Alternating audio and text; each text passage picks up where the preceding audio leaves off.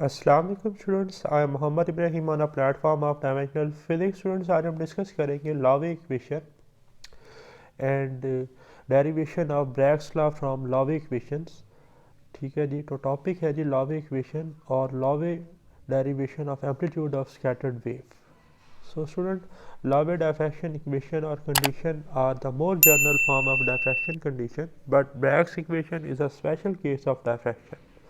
Students, a Lorentz equation express the condition of diffraction in terms of basis vectors angle alpha, beta, gamma between the normal of the plane HKL. Student, consider two atoms A and B are separated by a vector r as shown in figure. Student, एक atom A है और एक atom B है जिन्हें r vector से separate किया गया है जी। ठीक है, इस डायग्राम में आप देख रहे हैं। Student, let the direction of incident beam be represented by unit vector के। ये जो इंसिडेंट बीम है जी, ठीक है, इसका जो यूनिट वेक्टर है वो क्या है जी, के। वेव वेक्टर भी इसे हम कहते हैं। ठीक, तो यूनिट वेक्टर को कैप लेटर से रिप्रेजेंट करते हैं, तो आपको ये कैप नज़र आ रही है। ठीक है, कैप लाजमी ड्रा करनी है जी। And the diffracted beam be K prime vector, तो डायफ्रैक्ट जो हो रहे हैं वो क्या है, के प्राइम वेक्टर से। From figure, path difference between the two diffracted rays is path difference is B C minus A D. अब ये स्टूडेंट बड़ा इंपॉर्टेंट पॉइंट इधर देखें, ये है जी हमारे पास बी सी, ठीक है जी, और ये है हमारे पास ए डी। ठीक हो गया, तो पाथ डिफरेंस जो है हमारे पास वो कितना चेंज आ रहा है जी, यहाँ से लेकर यहाँ तक ये वेव, ये वाला पोर्शन एक्स्ट्रा है और ये वाला पोर्शन जो है एक्स्ट्रा है। यानी कि अगर इस वाले पोर्शन में से ये डिस्टेंस माइनस कर दिया जाए तो हम एग्जैक्टली इस पॉइंट पर आ जाएंगे। ठीक, तो यहाँ पर पाथ डिफरेंस है B C minus D A या ए डी। ठीक है, तो याद रखिएगा ये फासला कितना था, आर। तो अगर मैं इस आर वेक्टर को रिजॉल्व करूँगा तो एक कंपोनेंट बनेगा आर साइन फाई, क्योंकि यहाँ एंगल कितना है फाई, इधर आर साइन फाई, और इधर बनेगा आर कॉस फाई। इसी तरह यहाँ पर एंगल है थीटा, जब इसे रिजॉल्व करूँगा इधर बनेगा आर साइन थीटा, और ये कंपोनेंट बनेगा आर कॉस थीटा। तो हमने तो करना है B C minus A D mean R cos phi minus R cos theta. तो देखिए यही आ गया, R cos phi minus R cos theta. अच्छा, इसे हम लिख सकते हैं स्टूडेंट कि अब यहाँ पर जो आर कॉस थीटा है उसकी डायरेक्शन में जो यूनिट वेक्टर है वो है के प्राइम यूनिट वेक्टर। ठीक है, और जो आर कॉस थीटा है इसकी डायरेक्शन में जो यूनिट वेक्टर है वो है के यूनिट वेक्टर।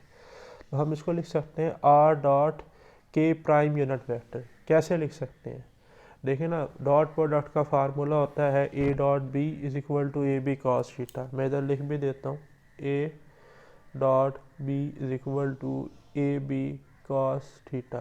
ठीक है, अब यहाँ पर एक को हम सॉल्व कर लेते हैं। ठीक है जी, आर कॉस फाई को कर लेते हैं। ठीक है, अब हमने लिखा आर डॉट के प्राइम वेक्टर, आर डॉट के प्राइम यूनिट वेक्टर। अब फार्मूले के मुताबिक क्या आना चाहिए, मैग्नीट्यूड ऑफ फर्स्ट वेक्टर, ठीक है जी, into magnitude of second vector cos of angle. कितना है, प्राइम वाले के केस में एंगल था फाई, तो इधर हम फाई पुट कर देंगे। अब के यूनिट वेक्टर का मैग्नीट्यूड क्या आ जाएगा स्टूडेंट, 1। ठीक है, तो ये बन जाएगा हमारे पास आर कॉस फाई। तो इसलिए हमने इसको इससे जो है जी वो रिप्लेस किया। सिमिलर हम इसको भी क्या कर लेंगे, रिप्लेस कर लेंगे जी।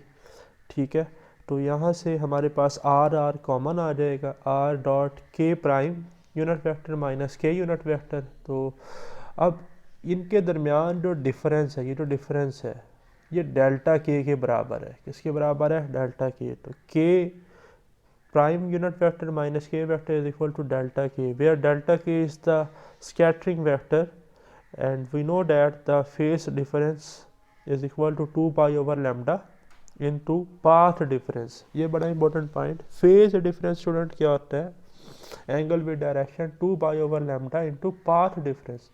Phase difference between the two diffracted rays is, अब कितना होगा, 2 pi over lambda. Path difference हमने कैलकुलेट किया कितना है, R dot delta K vector. तो R dot delta K vector, if A B and C are the basis vector of the crystal and the maximum diffraction will take place in the phase diffraction in each direction in the integral multiple of 2 pi. So for constructive interference path difference is equal to n lambda. ठीक है, अब इस ये जो formula हमने पढ़ा general 2 पाई lambda into path difference, तो यहाँ आप कंस्ट्रक्टिव है ना, तो पाथ डिफरेंस आ जाएगा एन लैम्डा, तो फेस डिफरेंस बन जाएगा 2 पाई लैम्डा इंटू एन लैम्डा, तो लैम्डा लैम्डा से कैंसिल, तो जनरल फार्मूला आ जाएगा 2 पाई एन, क्या आ जाएगा 2 पाई एन। अब ये फार्मूला आपने अपने माइंड में याद रखना है, N is the order of diffraction है जिसकी वैल्यू 0 1 2 3 एंड सो ऑन होती है जी। अब ये जो हमने फार्मूला पढ़ा है स्टूडेंट 2 पाई एन, अब इसी के अकॉर्डिंग, ठीक है जी, अगर बात की जाए ए डॉट डेल्टा की तो उसका आंसर आता है हमारे पास एच लैम्डा। ठीक है, बेसिस वेक्टर ए था तो मिला डिसीज एच है, बेसिस वेक्टर बी है बी डॉट डेल्टा की, तो हमारे पास आंसर आ जाएगा के लैम्डा। ठीक है, के जो है जी वो हमारे पास मिलर इंडिसेस होगा। अब बेसिस वेक्टर सी है C dot delta K is equal to, तो मिलर इंडिसेस आएगा एल लैम्डा। जनरल फार्मूला आपको पता है R dot delta K is equal to L lambda. So it is to be noted that delta K is perpendicular to the plane H K L from figure. ठीक है जी, अब ये हमारा जो है जी इंसिडेंट वेव वेक्टर है, ये scattered wave vector है। ठीक है, ये इंसिडेंट है तो ये वाला भी क्या होगा, ये भी इंसिडेंट ही होगा। ठीक है जी, और ये इनके दरमियान जो फासला इंसिडेंट और स्कैटर्ड के दरमियान वो कितना था डेल्टा के, ये आपको नज़र आ रहा होगा जी डेल्टा के। तो इसकी डेल्टा के दो हिस्से करें तो ये बनेगा डेल्टा के बाय 2 और डेल्टा के बाय 2। अब यहाँ हमने टिग्नोमेट्री को यूज़ करना है। सबसे पहले तो अगर बात की जाए जी इस ट्रायंगुलर शेप डायग्राम की, तो आप देखें कि एक ये इसका हेड है, ठीक है, एक ये हेड है और यहाँ पर दो टेल्स मिल रही हैं, तो मीन जो हमारा रिजल्टेंट वेक्टर है वो के प्राइम वेक्टर है। तो इधर देखें के प्राइम वेक्टर रिजल्टेंट वेक्टर है प्लस के वेक्टर और प्लस ये सारा डेल्टा के, तो ये इक्वेशन तो ट्रू हो गई। अब स्टूडेंट आ जाए साइन थीटा पर, इस राइट एंगल ट्रायंगल पर हम साइन थीटा अप्लाई करेंगे। साइन थीटा क्या होता है जी, परपेंडिकुलर ओवर हाइपोटेन्यूज। ये थीटा है, थीटा के सामने वाला परपेंडिकुलर, परपेंडिकुलर के सामने वाला हाइपोटेन्यूज। परपेंडिकुलर बन रहा है डेल्टा के बाय 2, हाइपोटेन्यूज बन रहा है के, हमने कर लिया। तो यहाँ से डेल्टा के बाय 2 आ जाएगा के साइन थीटा और 2 को मल्टीप्लाई कर देंगे तो बन जाएगा डेल्टा के 2 के वेक्टर साइन थीटा। अब अगर हमारे पास जो मैग्नीट्यूड है इंसिडेंट वेव वेक्टर का और स्कैटर्ड वेव वेक्टर का बराबर है तो हम इसको रिप्लेस कर सकते हैं जी, क्योंकि हमें पता है कि अगर ये बराबर है इनके मैग्नीट्यूड तो यूनिट वेक्टर का मैग्नीट्यूड 1 होता है, तो हम इसे 1 से रिप्लेस कर देंगे तो बन जाएगा डेल्टा के 2 साइन थीटा। ठीक हो गया स्टूडेंट।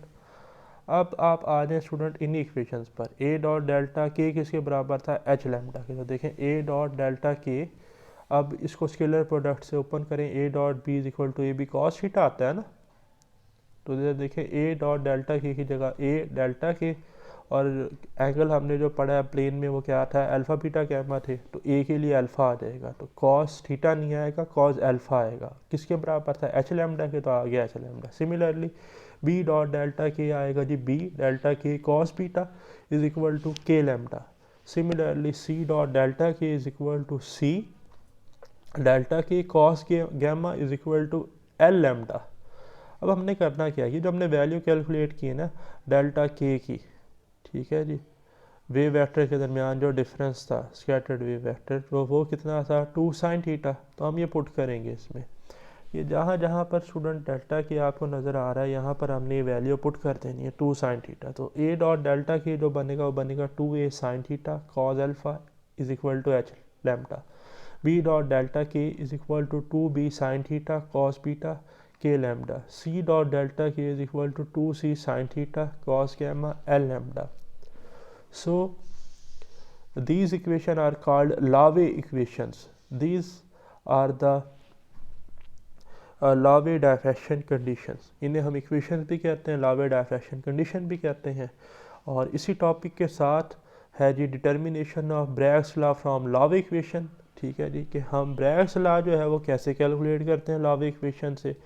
तो आप देखें the scattering vector delta k can be considered similar to the normal or perpendicular to the plane HKL, जैसा हमने इंटरप्लेनर स्पेसिंग D जो है जी वो डिस्कस किया था, ठीक है। The direction cosine of normal to the plane HKL are given as, अब आप जानते हैं डायरेक्शन का साइन, अगर ज़रा इधर देखें अल्फ़ा है, ठीक है, अल्फ़ा एंगल है, ठीक, जैसे थीटा होता है, थीटा के सामने क्या होता है, परपेंडिकुलर, तो ये वाली साइड कौन सी होनी चाहिए, परपेंडिकुलर की, परपेंडिकुलर के सामने हाइपोटेन्यूज, जो बच गया वो बेस, तो कॉस थीटा होता है बेस ओवर हाइपोटेन्यूज, तो ये बनेगा D over X, D over X, देखिए cos alpha D over X, similarly cos beta आ जाएगा डी ओवर वाई, और कॉस गैमा आ जाएगा जी डी ओवर जेड आ जाएगा, ठीक है। So we know that by interplanar spacing formula जो मिलर इंडिसेस एच है, इंटरसेप्ट की फॉर्म में ये होता है ए ओवर एक्स, तो एक्स को हम लिख सकते हैं जी ए ओवर एच, ठीक है। तो कॉस अल्फ़ा जो है वो था हमारे पास डी ओवर एक्स, तो एक्स की जगह अब आ गया ए ओवर एच, तो एच को ऊपर मल्टीप्लाई कर देंगे, डी एच ओवर ए बन जाएगा, ठीक है। तो यहाँ से अगर मैं डी कैलकुलेट करूँ, ए को कॉस अल्फ़ा के साथ मल्टीप्लाई कर दूंगा एच से डिवाइड, तो A cos alpha over H is equal to D, और एच अगर करना है तो एच कैसे आ जाएगा, A cos alpha over D, तो आ गया जी। अब इसी को हमने पुट कर देना लॉ ऑफ इक्वेशन में, लॉ ऑफ इक्वेशन क्या थी, 2a sin theta cos alpha is equal to H lambda, अब हमने एच की वैल्यू पुट करनी है, 2a sin theta cos alpha as it is equal to H की जगह क्या आएगा, a over D cos alpha into lambda, अब a के इस a से कैंसिल, कॉस अल्फ़ा इस कॉस अल्फ़ा से कैंसिल, तो क्या रिमेनिंग रह गया, 2 sin theta is equal to lambda over D, D को इधर मल्टीप्लाई कर दें, 2d sin theta is equal to lambda, which is the expression for the Bragg's law for nth order, तो nth ऑर्डर है तो हम लिख लेंगे 2d sin theta is equal to m lambda, ठीक है, n लैम्डा आ जाएगा। सिमिलरली वी कैन अचीव और arrive the Bragg's law from other relation, ठीक है जी। तो ये था जी हमारा आज का टॉपिक, मिलते हैं नेक्स्ट वीडियो के साथ, अल्लाह हाफिज़।